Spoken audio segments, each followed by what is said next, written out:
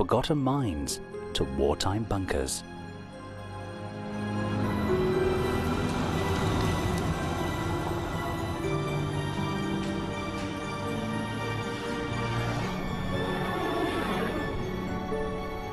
Discover the secrets you were never supposed to know. Travel to the places you were never supposed to see in The Secrets of Underground Britain.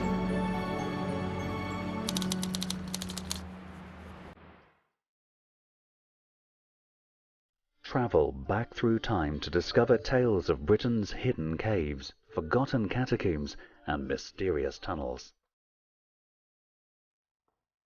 Unearth the tale of Edinburgh's secret underground city, once the home to almost 1 million people and thought to be lost forever. Reveal the mysteries of the Hellfire Caves. Uncover secret tunnels that exist beneath the city of Liverpool. And journey below the crowded pavements of Brighton to discover a staggering network of Victorian sewers.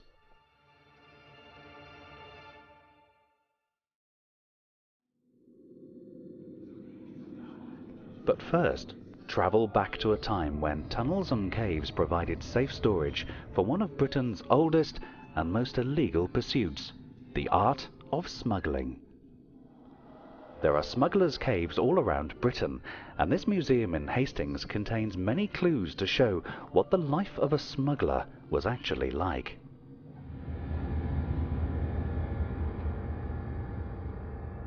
During the 1700s and 1800s, there was over 40,000 people employed in the smuggling trade just on the south coast alone. Probably the most famous smuggling gang of all operated, which was the Hawkhurst gang.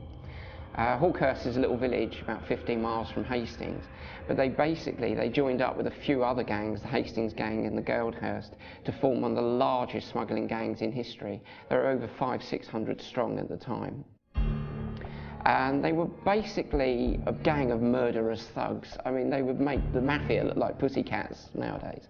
They ran basically from London down, and they stretched all over the south coast right down to Poole.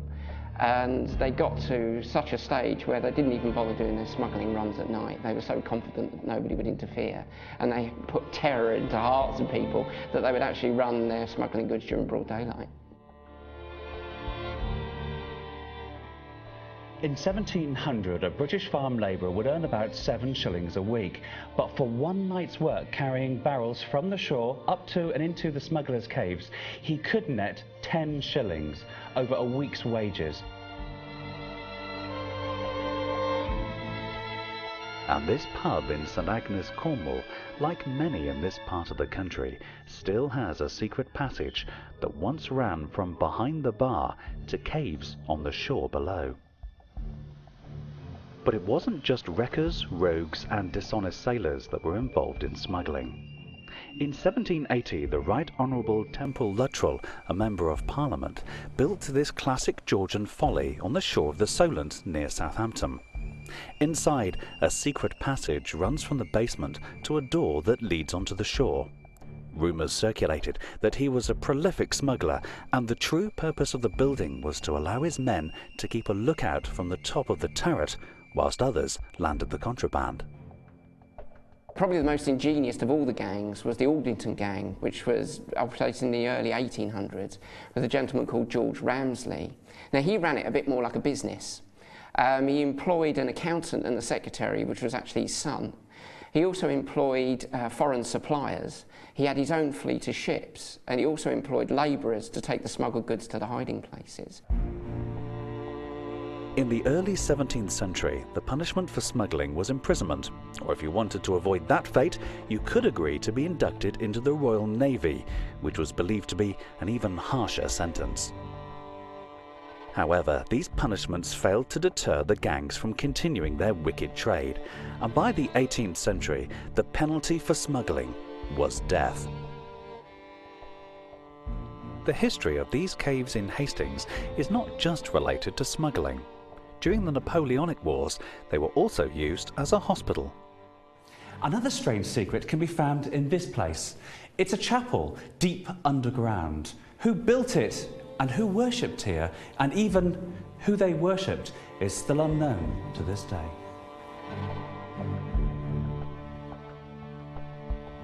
It's said to have been St Clement, but it certainly predates the modern naming of the caves. And if you have a close look at the statue, I think it actually looks quite pagan. It actually looks more like the god Pan. If you have a look, it's got the shaggy legs and the pointy bits on the forehead and the pointy ears. I would imagine it dates back probably to those times. But not all tunnels are located on our coastlines. Many are buried beneath Britain's busiest towns and cities. In Exeter, Devon, shoppers go about their business, many blissfully unaware that they're walking over an ancient set of tunnels originally dug in the 14th century. These passages originally housed lead pipes that carried fresh water into the city.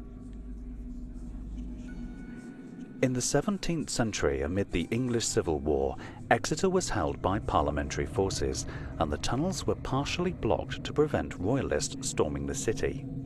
At the same time, much of the lead pipes were ripped out and melted down to be reused as bullets, leaving the tunnels empty and redundant.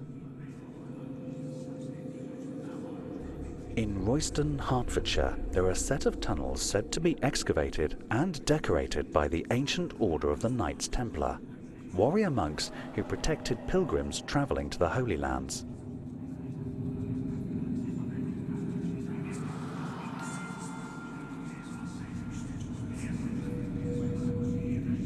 Though outlawed in the 14th century, their legacy lives on today. A group claiming to be modern-day Templars have claimed another network of tunnels running beneath the streets of Hertford as their own, and have issued death threats to anyone foolhardy enough to enter their subterranean lair.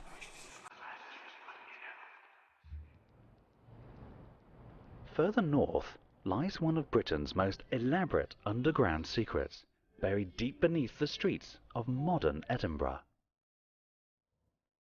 For almost 250 years, a giant defensive wall surrounded Edinburgh. Unable to expand its boundaries, it became the most densely populated city in Europe. Multi-storey tenements were built to alleviate the crisis, but they were an unsightly scar on the city's skyline, and the decision was taken to build over them. A series of bridges were erected, one on top of another, to even out the lay of the land around the Royal Mile, creating flat, smart streets. The space inside the newly built arches were converted into workshops from where cobblers and other artisans toiled. However, over time they became occupied by a very different type of inhabitant. Over 1 million of the city's poorest and most dispossessed live within this city beneath a city. Surrounded by darkness and misery, they were ignored by the chroniclers of the time. Later the tunnels were bricked up and deliberately forgotten. The rich and powerful of the day did a remarkable job of denying that this underworld city had ever existed. But recent exploration has provided fascinating insights into this subterranean hellhole. But what remains of this city today?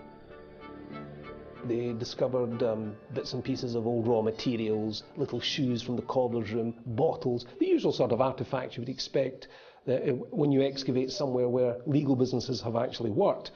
The heyday for the vaults was 1788 to 1796, as far as this area is concerned. There would have been about 30 to 40 people working in about 10 rooms down here. When the engineers designed Edinburgh's South Bridge, they actually forgot to damp-proof it against the rain, and of course you know it never rains in Edinburgh. So water coming down to this level became an issue. So by 1796, within 8 years of the actual opening of the South Bridge, the legal businesses that worked down here started to leave. And this process is more or less completed by about 1800. All the legal businesses leave.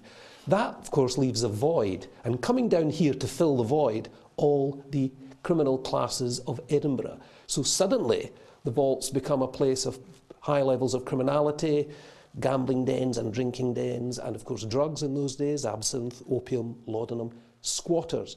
People would come down here to spend the night down here and then go back out onto the streets of Edinburgh in the morning begging and stealing. So the whole place is sordid and violent. People obviously being attacked with knives, people are being attacked with bottles. People came down here, as I say, and were never seen again, and we've got a couple of examples of ghosts who are said to have been people who met their ends down here.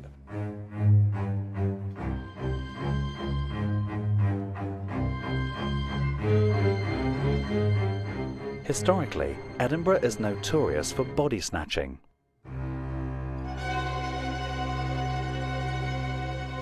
The most infamous practitioners of this foul trade being Burke and Hare. Experts believe that the snatched bodies were stored here before being sold to doctors, who used the corpses for anatomy demonstrations. A tunnel leads from this chamber directly to Edinburgh's Old Medical College.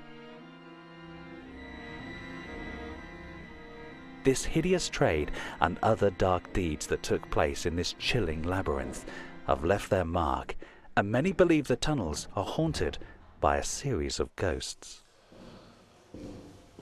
Of all the haunted rooms down here, this is the most haunted. This is the caretaker's room, and it's the residence of the most malevolent interactive spirit down here, and that's the Watcher. He is the most malevolent spirit down here. Your presence here is disrespectful, this is offensive. He is the spirit down here who's most likely to attack you. By the 19th century, this warren of crime and disease was an embarrassing sore on the face of Edinburgh. The government of the time decided to brick the tunnels up. Many believe that the plague broke out here, and they buried hundreds of pox-ridden souls beneath its streets. Whilst Edinburgh secretly housed the poorest and most dispossessed members of society, hundreds of miles south in leafy Buckinghamshire, the activities of a gang of Britain's most noble and wealthy men would cause a scandal that reverberates to this day. Sir Francis Dashwood, English rake, politician, and once Chancellor of the Exchequer, formed a group that was later to be called the Hellfire Club. The members reputedly hired prostitutes to dress up as nuns and conducted mock religious rituals over the bodies of naked aristocratic ladies. Originally, the Hellfire Club met in a ruined abbey on the banks of the Thames, but their activities quickly became the subject of gossip, so they adjourned to the privacy of these caves in Dashwood's estate. The caves stretch for over a mile into the hillside, and there is rumoured to be a secret passage leading from the caves to the church on top of the hill. However, no one has been able to locate it. But a series of Roman numerals carved into one of the walls are said to be a clue to the entrance, as is this poem. Take 20 steps and rest a while, then take a pick and find a stile, where once I did my love beguile. 'Twas 22 in Dashwood's time, perhaps to hide this cell divine, where lay my love in peace sublime. Strange carvings of screaming faces are etched upon the walls. And at the bottom of the caves runs an underground river named the Styx, after the mythical river that souls must cross to enter hell.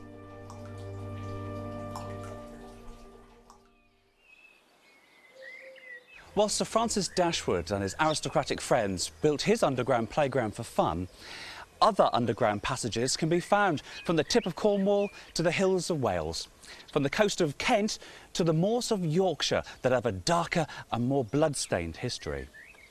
It's not the history of the aristocrats, but of the poor working-class men who toiled in the dark day after day, week after week, in Britain's mines. Sometimes the telltale ruins of picturesque pumping stations will give away the fact that there are a series of underground mines nearby. In other places, these have crumbled away to almost nothing, and if you are not careful, you may stumble upon a mine shaft plunging vertically deep into the ground.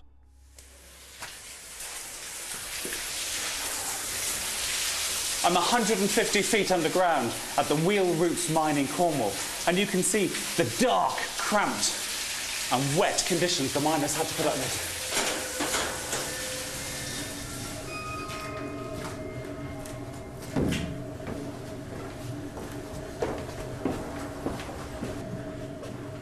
They'd work for about 8 to 10 hours a day, the men would have.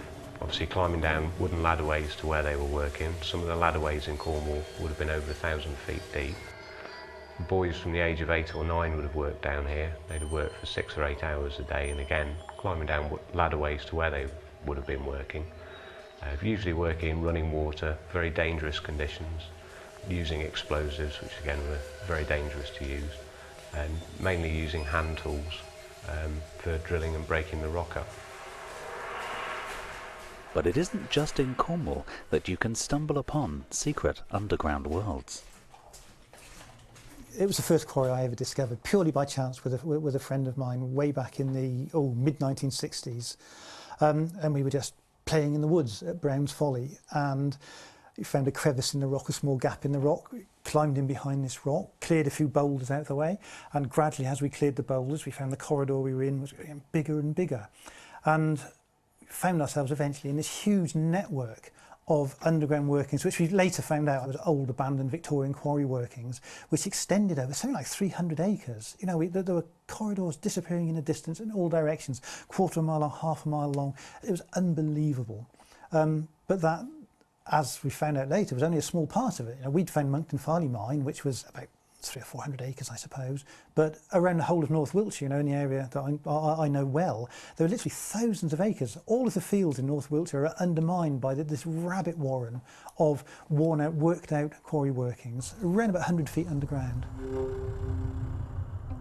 And it's not just empty tunnels that can be found in Britain's mines. Many still have machinery and tools left intact, undisturbed for decades, as if time itself had stood still. There's nothing more exhilarating than going into a mine and finding machinery still there.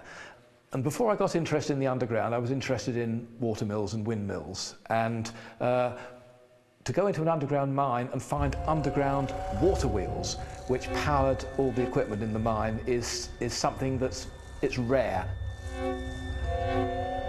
One of the most spectacular ways of obtaining power was via underground water wheels. And one of the finest examples is in the Ystrad Einon copper mine in North Wales. You go to the bottom of the shaft, you've got workshops there, you've got lathes, you've got tools, and you've got this massive water wheel still there where it was placed in the earlier 20th century, and it was an amazing sight to get into this old miner's workshop, 350 foot below ground. As you can imagine, you know, having to go that far down, not many people actually get to go there. That is probably one of the most interesting underground places I've been to in the United Kingdom. Anyone who's interested in exploring a mine shouldn't go in by themselves. Before they even contemplate going into any abandoned workings, they should look into mine rescue organisations or caving organisations to learn about the mines properly.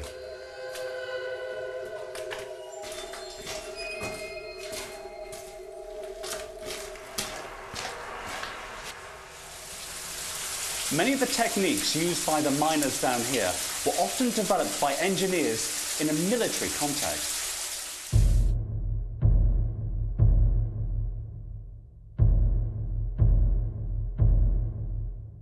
At the start of the 19th century, Napoleon Bonaparte had waged a brilliant campaign and was master of Europe.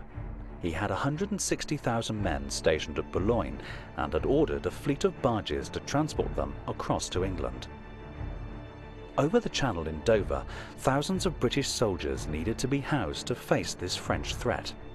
Within the iconic White Cliffs, a series of tunnels, passages and barracks were constructed, worming their way deep into the white chalk. Work started on this underground fortress in 1806. It was designed to house as many as 2,000 troops and was part of a massive series of forts, batteries and Martello towers that were constructed as a response to the very real fear of imminent invasion. This particular system was built under the ramparts of Dover's famous castle.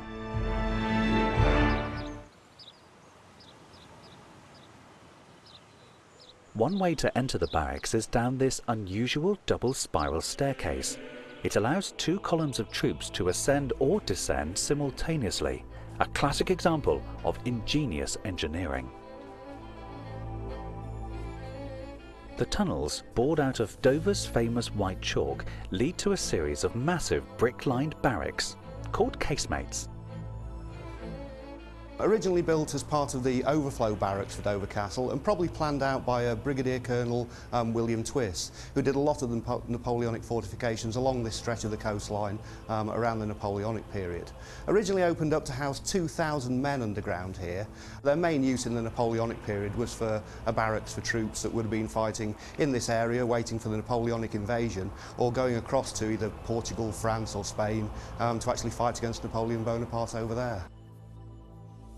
They're built very solid constructions. They're a parabolic arch at the top of the casemates, which is a very strong shape.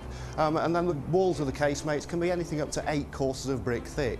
That's about 3.5 feet or a metre of brick in the walls. This combination of a very strong brick structure within a soft absorbent chalk cliff make them a great bomb-proof shelter, which is why they were set out here in the first place.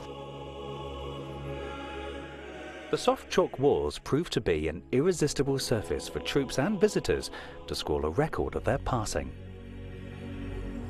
The oldest piece of graffiti we have in the tunnels here is actually a woman's name. It says Mary Ford 1807, and we've really no idea who Mary Ford could have been. It's possible that she was the wife of another engineer who worked in this area, a gentleman called William Ford, who was another royal engineer who's in this area, so possibly that's him. But yes, it's a great record of some of the people who've made their way through the Dover tunnels, either heading off towards France to fight Napoleon Bonaparte, or from other periods of history as well. Fortunately for Mary Ford and her friends, the invasion never materialised, and the Duke of Wellington was soon pushing Napoleon's troops back across Europe. The tunnels and passages subsequently lay unused for many years, and from the tranquil grounds of the castle above, you would never guess what secrets lay beneath.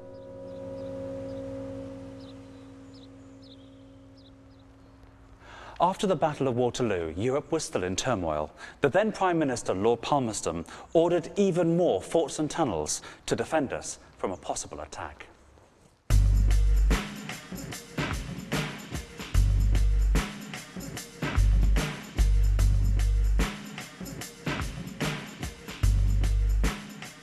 And Crown Hill Fort in Plymouth is a classic example of his grand plan.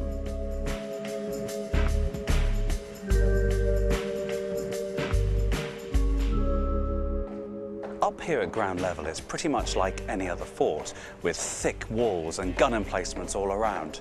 But its secrets lie underground, where the architects and engineers of the day considered all the eventualities that just might occur.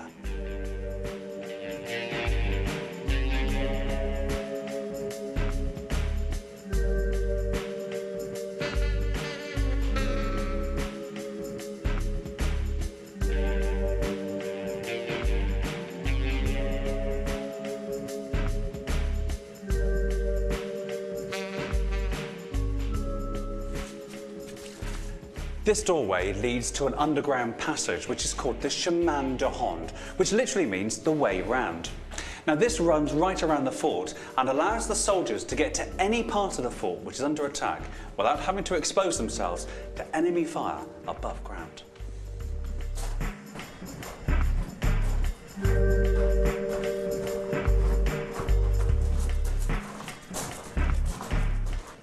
This was the cartridge store.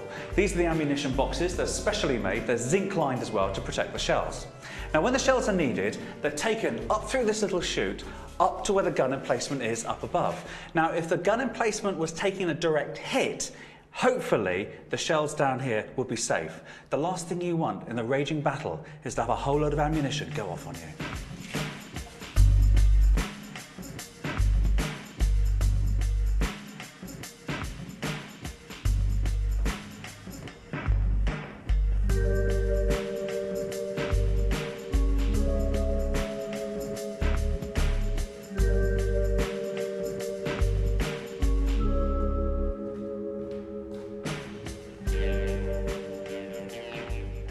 I'm down here in the East Caponier, deep in the fort, protected by massive walls of this pair of cannons.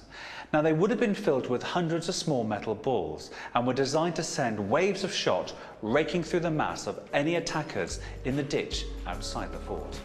Ready? Fire!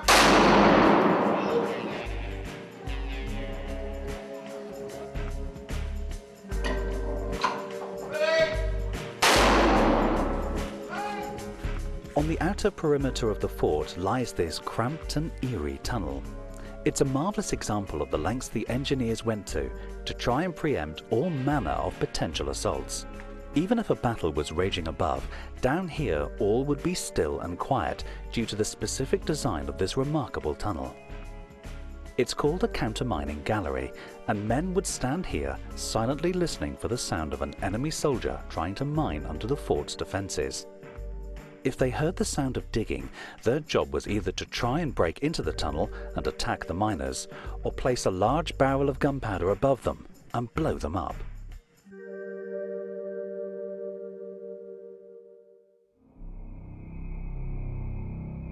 Another legacy of our underground past can be found in the place names in many of our towns and cities.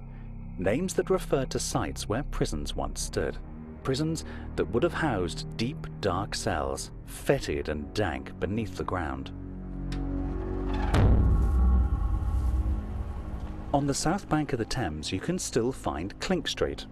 The Clink was an infamous prison that records show was in use as early as the 12th century.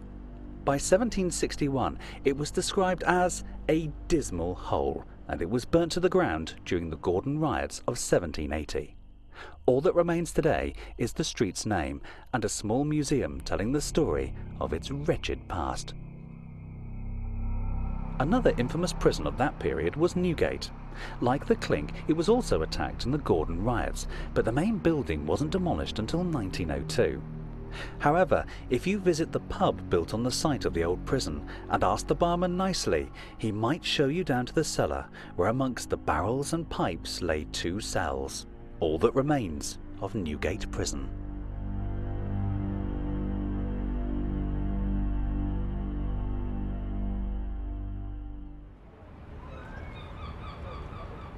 Tunnels, passages and caverns are dotted all over the country, but one of the most astonishing is here in the city of Liverpool, famous for another type of cavern.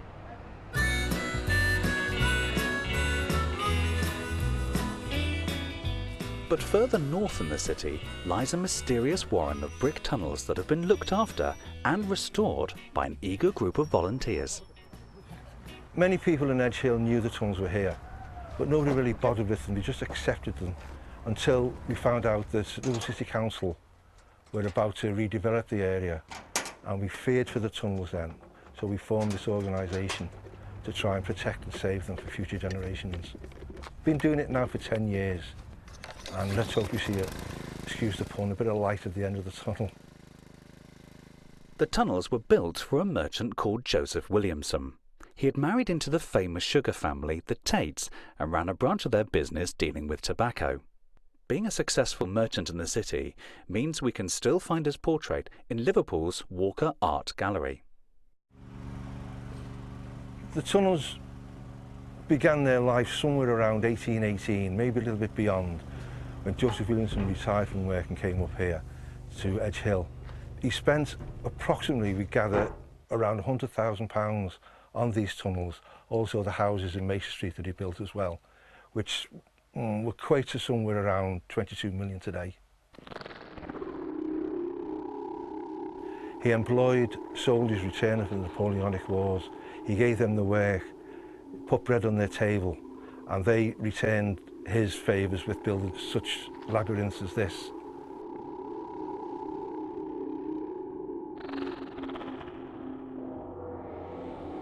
Giving the soldiers the work was most likely an act of philanthropy, but why he wanted the tunnels dug is still a complete mystery. The work earned Williamson the nickname, the Mole of Edge Hill. Nobody knows why these tunnels were built. We've tried to find some way of putting some logic into these tunnel spaces, but we just can't find. So actually now we just accept that they're here. When Les and his team started to explore Williamson's tunnels, most were blocked by rubble and household rubbish dating back decades. As they've cleared out the tunnels, they've unearthed hundreds of fascinating artefacts. They've also discovered that in places the tunnels are 2 or 3 stories deep. All we know is this is the tip of an iceberg. Where we are now, it's a drop in the ocean of what's around here somewhere, and we really need to find them. We really need help from anybody and everybody to get these tunnels found, opened up to the world, and let them see just what we've got here.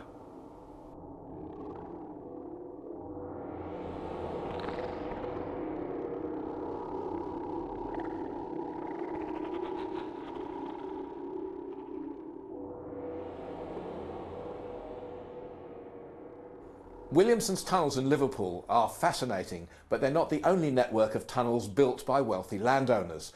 The 5th Duke of Portland built a network, a labyrinth of tunnels at Welbeck Abbey in Staffordshire. It's absolutely huge, but they won't let us in. Somewhat smaller at Whitley Park near Guildford, there's a very strange underground structure beneath a lake, an underground ballroom. And again, that's currently under redevelopment, and I'm afraid we can't get into that one either at the moment.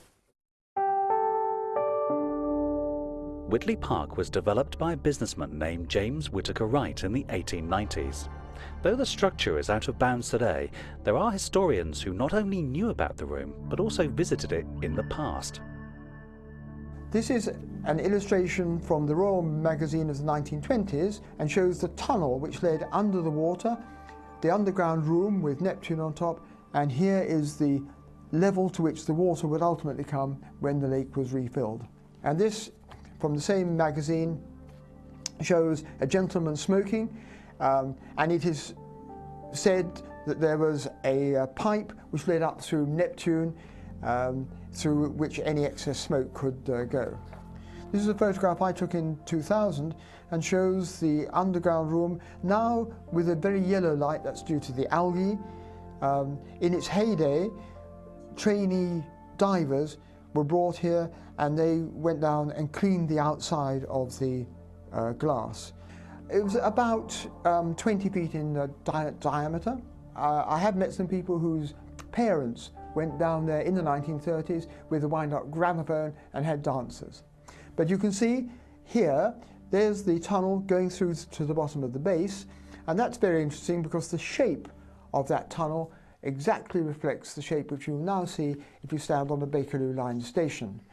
And as Whittaker Wright was involved in the financing of the Bakerloo Line in the 1890s, we must assume that these were bits of tunnelling that were excess to requirements at the time. Going down there now, it's fairly damp and dank down there, but it still has a certain amount of magic. And you can imagine people in the old days when it was all clean and there were lights in there and the fish coming outside and pressing their noses up against the glass and to see what was going on. You can imagine it would be an absolutely magical place. Whitley Park was just one manifestation of the attitude that flourished under the reign of Queen Victoria. Her stern manner changed the way Britain viewed themselves, both when alive and when dead. The old church graveyards were full to bursting with God-fearing folk, so Victorian entrepreneurs came up with a solution: large, fashionable landscape cemeteries. The first was built at Kensal Green in North London. And the Victorians didn't stop with the usual monuments at ground level. They also offered the public the chance to be laid to rest deep underground.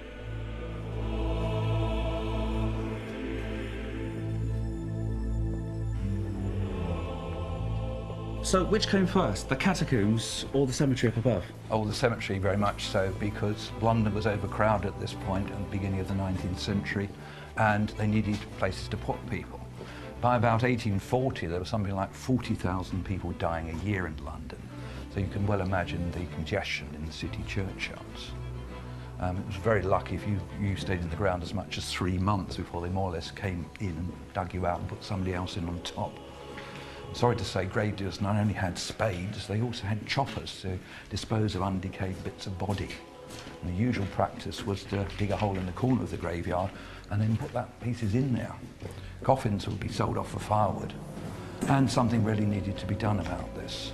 The chap that really took the challenge up in London was a chap named George Frederick Carden. When were the catacombs opened? Well, they opened a little bit later than the cemetery, which opened in 1833. Obviously, it took some time to build them. These ones basically opened in 1838. They're very extensive. They've got a space here for something like 4,000 coffins, and to date, it's about 3/4 full.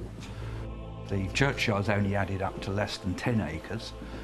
In total, there were 7 of these so-called Magnificent Seven cemeteries opened from 1833, Kensal Green, right through to 1841. And in total, they added up to 300 acres, which is a vast difference from less than 10. So you can see this made an enormous difference to London. Would you want to be buried here? I think it'd be rather nice down here. There's some talk about whitewashing it. I think that will be quite something. And if the chapel is ever restored, then it will be illuminated by natural light. These round holes in the ceiling were originally glass lights that emitted sunlight. What kind of people are buried here? Well, all sorts, but down in the catacomb it's mainly middle class. This is quite an interesting one. It's a gentleman who died in India. His coffin was packed off and sent off to Kensal Green. Obviously he knew that was a good place to be buried. But unfortunately no money came with this, nor any instructions. So here he lies probably for eternity. Here we have the mortuary table. This is no more than 2 slabs set on edge. But this is the first port of call for most of the coffins that came down here. Lots of coffins actually came down in the catacomb just on a temporary basis. Obviously people die suddenly and nobody's thought about buying a plot or thought about putting a mausoleum up. So here they may well rest for quite some time. These 2 particular coffins now have been here for quite some time, so they're not moving anywhere. Tell me about these domes are interesting, aren't they? Yes, they're very popular with the Victorians, these immortal domes. Inside you've got porcelain flowers, ornately made, and the greenery is actually stamped brass that would have been painted originally green. Now this is the real unique secret here, isn't it? Yes, we're very proud of our hydraulic catafalque. This is the device which lowers the coffins from above down to the catacomb below. Originally this catafalque was actually worked by cogs, and that was not seen to be a very good way. It was noisy and it was very disruptive because it didn't always work. So they got Braemar and Robinson in the 1840s to put it into hydraulics. It actually works literally by water pressure. It comes down under its own weight and then it's pumped up again, literally pumped up by hand to the chapel above.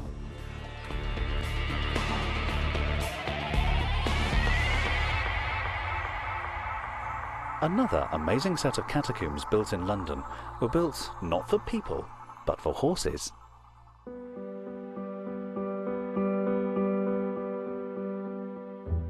Camden Catacombs basically were built by the railway company as a means of getting goods onto the railway network. There were a number of massive goods depots in the Camden area, and a lot of the goods were brought in by horse. So they built a series of horse tunnels so that horses could actually bring the goods into the lower floors of the goods warehouse.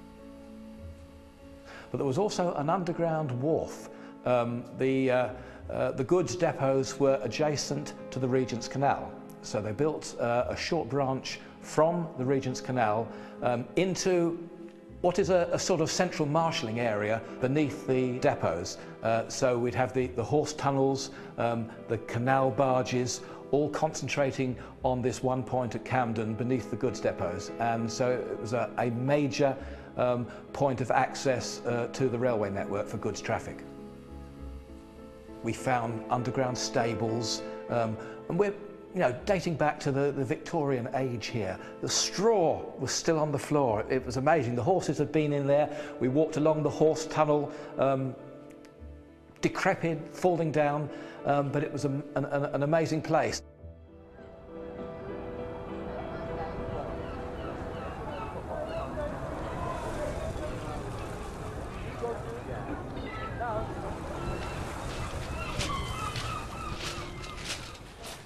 Secret underground locations have been used in every facet of life, be it for fun, war, or even death. But every city or town has an extensive underground network sprawling beneath it. Now, although it must be there, we never visit it or hardly ever see it. It's the sewers.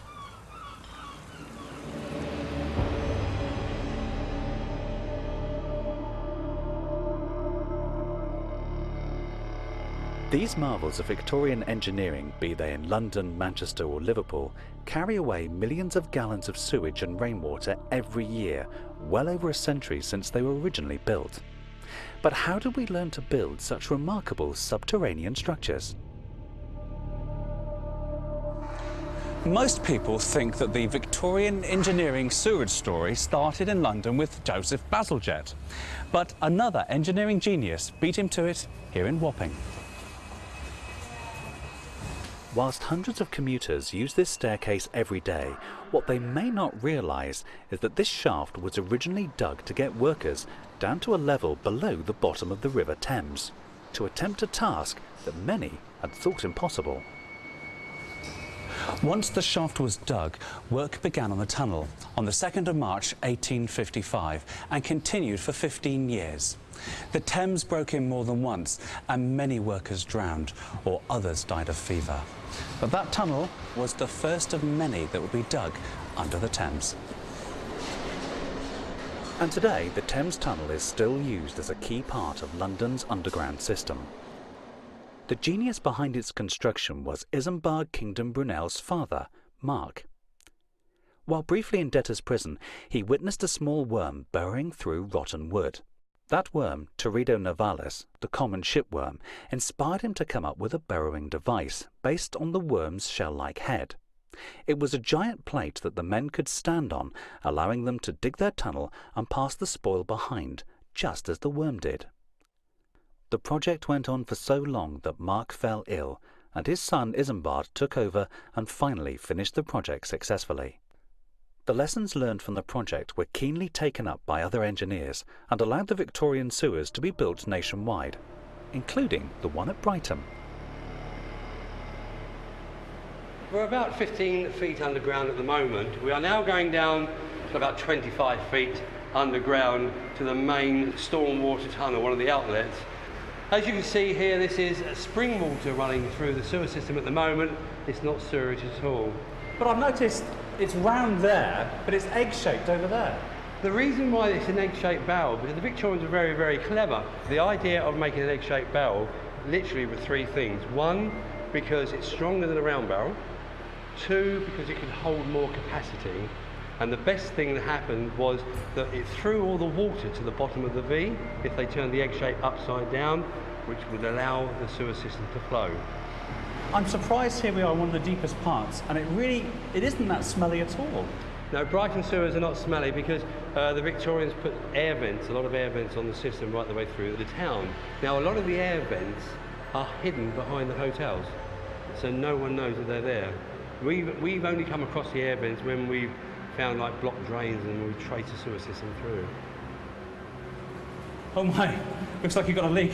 It certainly does. If you like to stick your finger in the hole, like the little boy, yeah, like the little boy from Holland, just to stop the dam, as he used to say. Now, what this is just pure spring water, and we normally leave them break through the brickwork, otherwise it builds up pressure and it could blow the bricks out. But they're quite safe and they're very harmless. Thank goodness for that. Yeah. What was it like actually building the place? Well, I don't think it was actually that unhygienic, actually, because they've actually built seating places like this so they could sit down and have their dinner.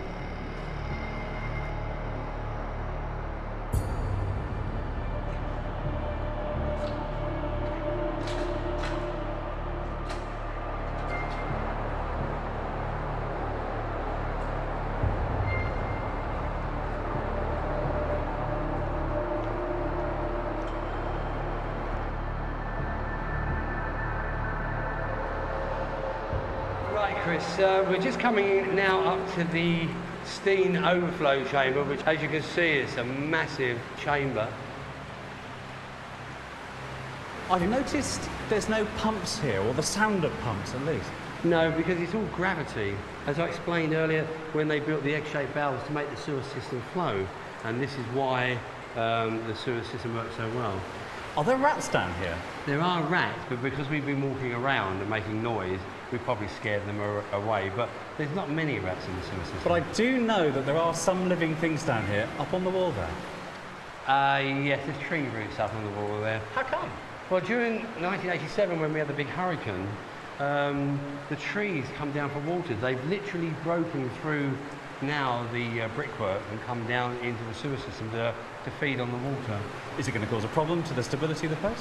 No, because we keep an eye on the stability, and if it needs any, if it does do any damage, we'll cut the roots away and regrout the joints. I can hear water, but I can't see it. Yes, Chris. If you look in this direction, on the left-hand side, you've got the London Road sewer. On the right-hand, you've got the Lewis Road sewer, and they're two great big 8-foot barrels. And what happens is the sewer is the other side of that wall. Now, if we have heavy rain, it will come down the two sewer systems into this section, and it'll only go into a 5-foot pipe here. So the amount of water will literally overflow into here and then run down the two barrels out to the stormwater barrel. This network seems to go on forever. How large is it? In Brighton, we've got over 44 miles of sewer system. Then we could literally put a boat in the sewer system and go around and check all the brickwork and the stability of the sewer. Is that a job you get many volunteers for? Yeah, people like doing that actually, because it's not like it's in here with a few lights. It's literally pitch black and cat lamps, and you just float around. It's like a tunnel of love.